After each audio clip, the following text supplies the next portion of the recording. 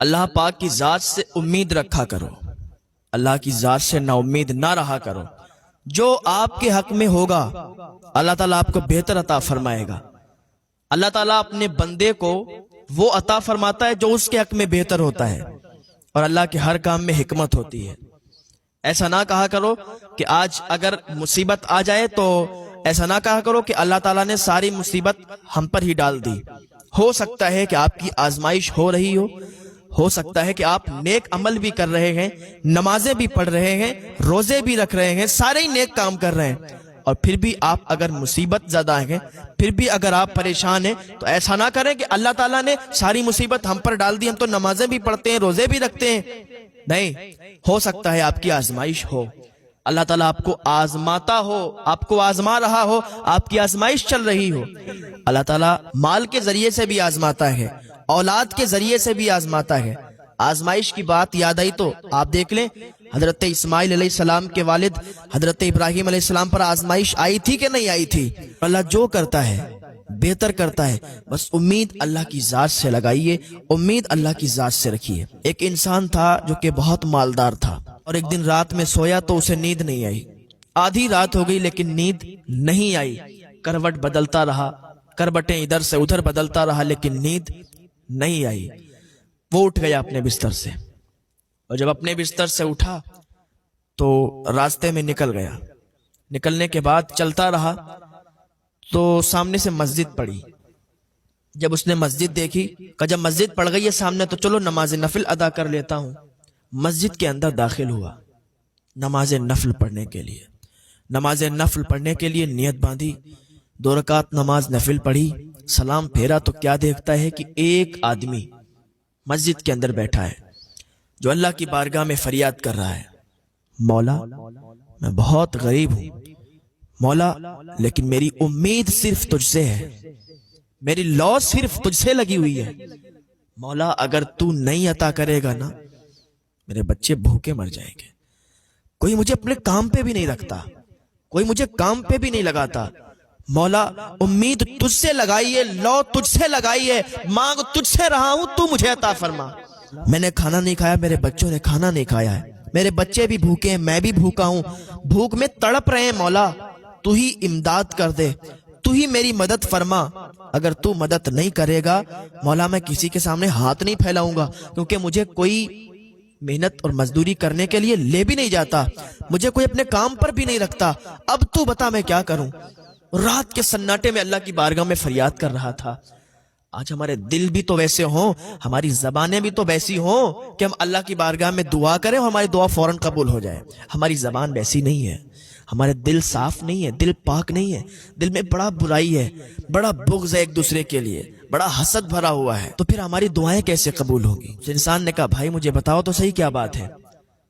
تو وہ بولا میں اپنے رب سے فریاد کر تو رہا ہوں کہ میں بھوکا ہوں اور میں نے کھانا نہیں کھایا، میرے بچوں نے کھانا نہیں کھایا۔ اب یہ انسان جس کو نیند نہیں آ رہی تھی نا، اس کو پتا چل گیا کہ مجھے نیند کیوں نہیں آ رہی تھی۔ اس نے اپنی جیب سے کچھ پیسے نکالے اور اس انسان کو دیے، تو اس نے منع کر دیے کہ نہیں میں یہ پیسے نہیں لے سکتا۔ تو جس کو نیند نہیں آ رہی تھی اس انسان نے کہا اے میرے بھائی کیا تمہیں پتا نہیں ہے کہ آج میں یہاں کوئی اجنبی نہیں ہوں، میں کوئی مسافر نہیں ہوں، اللہ تعالیٰ نے ہی سمجھ لو مجھے بھیجا ہے، ورنہ میں تو آرام سے سو جایا کرتا تھا، لیکن آج مجھے نیند نہیں آئی، آج میں اپنے بستر پر کروٹیں بدل رہا تھا لیکن نیند نہیں آ رہی تھی۔ پتا نہیں ایسا کیا تھا کہ آنکھ 1 منٹ کے لیے بھی بند نہیں ہوئی، اور اسی وجہ سے آج ہم یہاں آئے ہیں تو آپ کو دیکھا گیا، یہ سمجھ لو کہ مجھے اللہ پاک نے بھیجا کہ تمہاری مدد کے لیے۔ تو اس نے پیسے لیے اور اللہ کا شکر ادا کیا، اللہ کا شکریہ ادا کیا کہ مولا تیرا شکر ہے، تو نے آج مجھے عطا فرمایا، میں نے تجھ سے جو فریاد کی، تجھ سے جو مانگا تو نے مجھے عطا کیا، یا اللہ تیرا شکر ہے۔ اللہ کا شکر ادا کرتے رہا کریں، کھانا کھائیں تب بھی اللہ کا شکر ادا کریں، کہیں جائیں تب بھی اللہ کا شکر ادا کریں، جو بھی نیک کام کریں نا اللہ کا شکر ادا کریں۔ اس نے کہا اللہ تیرا شکر ہے تو نے مجھے عطا کیا۔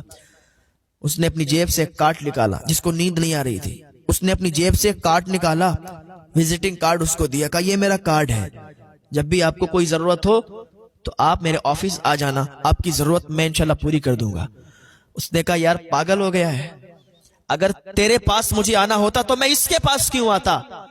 میں اگر مجھے کچھ ضرورت ہوتی ہے نا تو میں اپنے رب سے فریاد کرتا ہوں، اپنے رب کی بارگاہ میں آتا ہوں، اپنے رب سے مانگتا ہوں، مجھے میرا رب عطا فرماتا ہے۔ میرا مولا مجھ سے روٹھ جائے گا کہ دینے والا میں ہوں، میں دیتا ہوں، اور اس نے اس کا وزٹنگ کارڈ لے لیا، اس کا کارڈ لے لیا، اور اپنی فریاد اب اس کے پاس لے جاتا ہے۔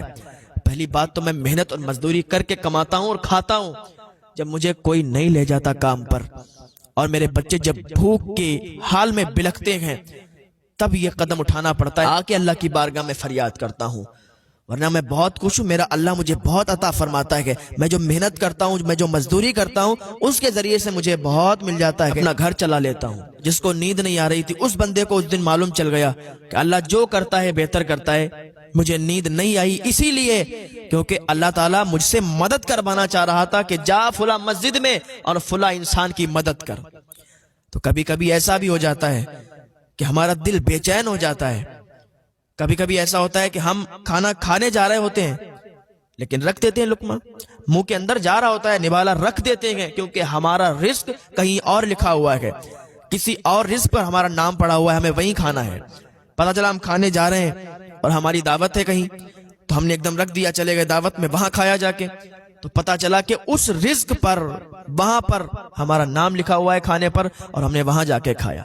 تو اللہ کے ہر کام میں حکمت ہے۔ کبھی بھی یہ مت کہنا کہ اللہ نے یہ کر دیا وہ کر دیا، ساری مصیبتیں ہم پر آ گئیں، یا ایسا ہو گیا ویسا ہو گیا۔ اللہ رب العزت سب جانتا ہے۔ وہ اللہ کی بارگاہ میں دعا کریں کہ اللہ ہمیں نیک عمل کی توفیق عطا فرمائے، اللہ ہمیں نمازوں کا پابند بنائے، اللہ ہمیں ہدایت کی توفیق عطا فرمائے، گناہوں سے بچنے کی توفیق عطا فرمائے۔